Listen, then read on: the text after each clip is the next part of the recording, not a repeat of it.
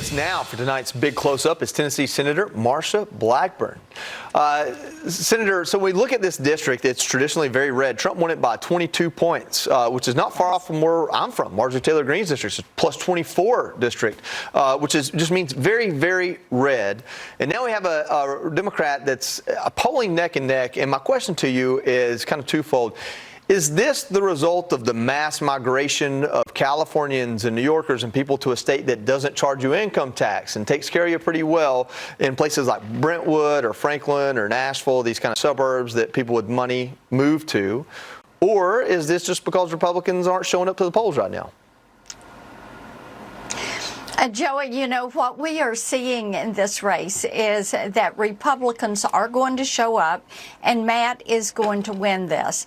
Now, you have the Democrat Party that has wasted a tremendous amount of money on this, but Matt Van Epps has a great background. He has been in the military. He served Governor Lee in his cabinet as the Commissioner of General Services and brought his business expertise and his understanding of how to execute a mission to save Tennessee taxpayers money. Now he wants to take that fighting spirit to D.C. to make certain that we focus on getting inflation down, lowering the cost of living, making certain that everyone has access to affordable health care, and supporting President Trump, dealing with illegal immigration. Those are the things that people are wanting to see. And his opponent is a self-described radical who has bragged about bullying, chasing police and ICE officers and live streaming it. She does think men can have babies, that you ought to have boys in girls' sports, and she believes in transgender surgeries for minor children. So I just want to follow up on this. So I understand you're laying out the argument for Van Epps, but are you saying that the polls just aren't getting it right and that it will be a large Republican victory? It is going to be a victory for Matt Van Epps. And the Democrats have targeted, they've poured a lot of money into this to try to pull out every single Democrat that they possibly can. But this is a Republican district. Republicans will show up. They're going to vote. Matt is going to be there to support President Trump. And people in this district, whether they're Republican, Democrat, Independent, are very supportive of President Trump's agenda and the work that he is doing with that America First agenda. Senator, continuing on this topic, these tight polls that we've seen, are you concerned at all that the closeness of this race is a bad signal for Republicans in the midterms? I feel like that what you see with the polls, this is a special elections. Special elections have generally a lower turnout. They get a little funky on you sometimes. But we know that people are going to come home to Matt Van Epps. What I do think about the midterms is when you have the big, beautiful bill kicking in and those tax cuts, no tax on tips, my provision of no tax on Social Security, and no tax on overtime, people are going to see that as they file their income tax. You're also going to see that Democrats have not proposed one single idea that will make the lives of Americans better. Not one. They have fought everything that we have pushed forward, whether it was the big, beautiful bill, keeping the federal government closed for 43 days while they had a little temper tantrum, and while they were trying to give health care to illegal aliens. And what people want to see is what President Trump is delivering, renewing and revitalizing our standing in the world, making certain that they support law and order, fighting crime, which we are doing. President Trump and A.G. Bondi and Kash Patel are doing such a great job working with the city of Memphis, the mayor, the police chief, cutting the crime rate in half. That that is a layout of the deliverables that the American people want to see. They want to see inflation come down. They want the cost of living to come down. And those are things we're working hard on. And indeed, they know Democrats are not going to do that. Democrats are going to raise your taxes. Democrats are going to drive up the cost of living like Joe Biden did when inflation went to 9.1%. Now inflation is coming down, not fast enough as we would like to see, but as inflation comes down, then the cost of living is going to be more affordable. Getting energy costs down is important. I saw gas and Tennessee at $2.47 a gallon this past week when we were out and about. Those are steps in the right direction. We've got a lot more good that we can do, and we are determined to work on that. Senator, I want to turn to the murder in D.C. Democrats assure us the vetting of the Afghan nationals during the Biden administration was solid, but obviously it wasn't. Can we vet these Afghans that are in our country now? Can we go back and do this? Is it possible? Yes, indeed, it is possible, and it should be done.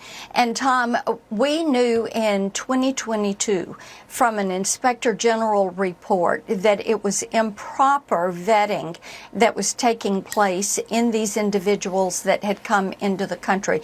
But, you know, this is the result of basically 4 years of Joe Biden trying to make illegal legal. And what they did was to put performative politics ahead of statutorial policy.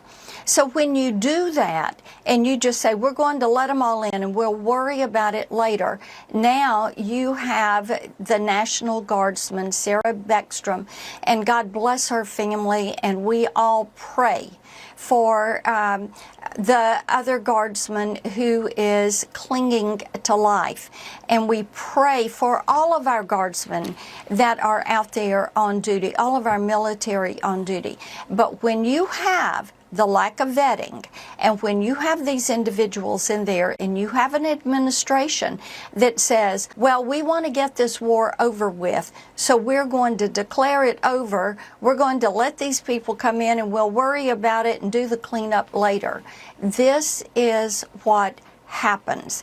And you do have to go back, and I am pleased to hear A.G. Bondi talk about this, Secretary Noem talking about this, and reinvigorating the process, the vetting process. As I said, when Joe Biden did this, that in 2021, you do not have a 1-800 Taliban number to call. You do not have a website for the Afghani government that you can go to and make certain you have the name, the birth date, the proper documentation on these individuals, and that they are indeed who they claim to be.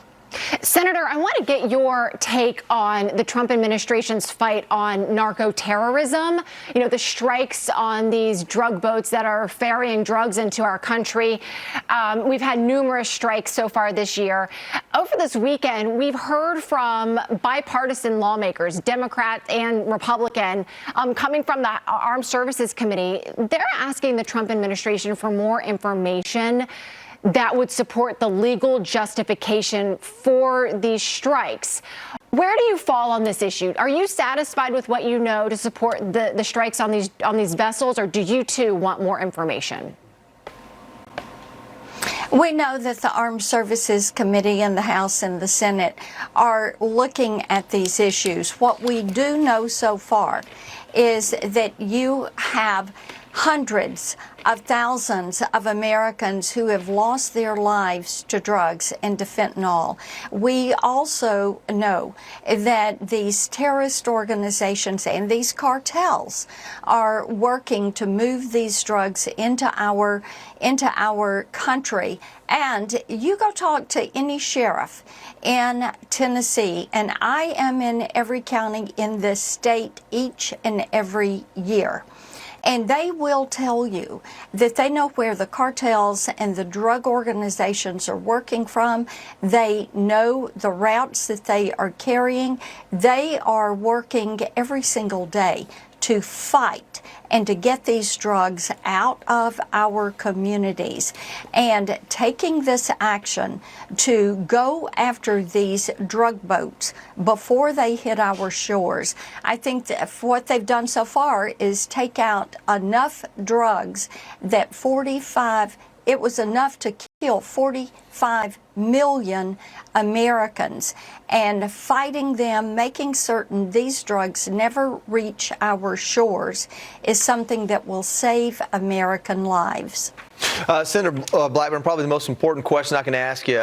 You saw the games over the weekend. It was a sad song on Rocky Top, but the Music City Vanderbilt did really well. Do you think a 10-2 Vanderbilt team is going to make the college football playoffs? I am hopeful that they are. I think that what people saw at Rocky Top was a great game. Some absolutely talented college athletes. We cheer for each and every one of them that were on the field. And a big day for Tennessee sports fans. Yeah. And of course, as you have the bowl games coming up and as you have the playoffs, we're going to be cheering if Vanderbilt is in there and encouraging our Tennessee teams. Yeah, that'd be something else, wouldn't it? Listen, what good are all the politics if we don't celebrate the things that give us our culture? Senator Marsha Blackburn, thank you so much for joining us. Absolutely. Yes, ma'am. You got it.